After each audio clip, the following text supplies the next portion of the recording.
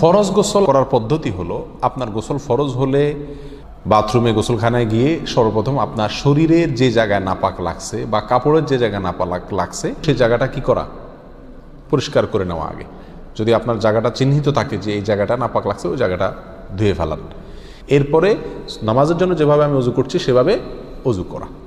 এরপরে অজু করা, হাতের কবজি ধোয়া, এরপরে কুলি করা, নাকে পানি দেওয়া, মুখ ধোয়া, হাতের কনুই পর্যন্ত ধোয়া, মাথা মাসা করা, এরকম অজু করা।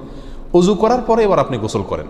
সেটা শাওয়ার দিয়ে আপনি মাথার উপরে পানি ঢেলে হোক আর আপনার মগ দিয়া হোক, যেভাবে হোক আপনি গোসল করেন।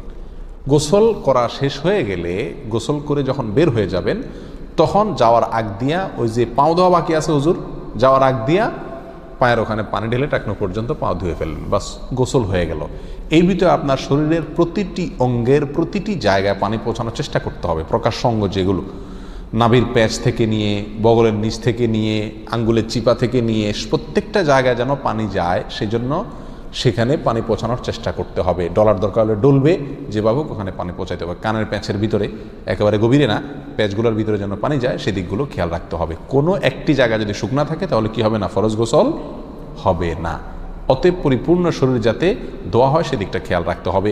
নেল পালিশ ইত্যাদি বা কোনো রং টং ইত্যাদির কারণে যদি কোনো আবরণ থাকে শরীরের উপরে, তাহলে সেগুলো সরা নিতে হবে, তা না হলে কি হবে না, ফরজ গোসল আদায় হবে না।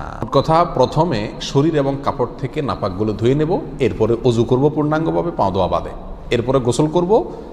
আর বের হওয়ার সময় দোনো পাও টাকনো পর্যন্ত ধুয়ে তারপর বের হয়ে যাব।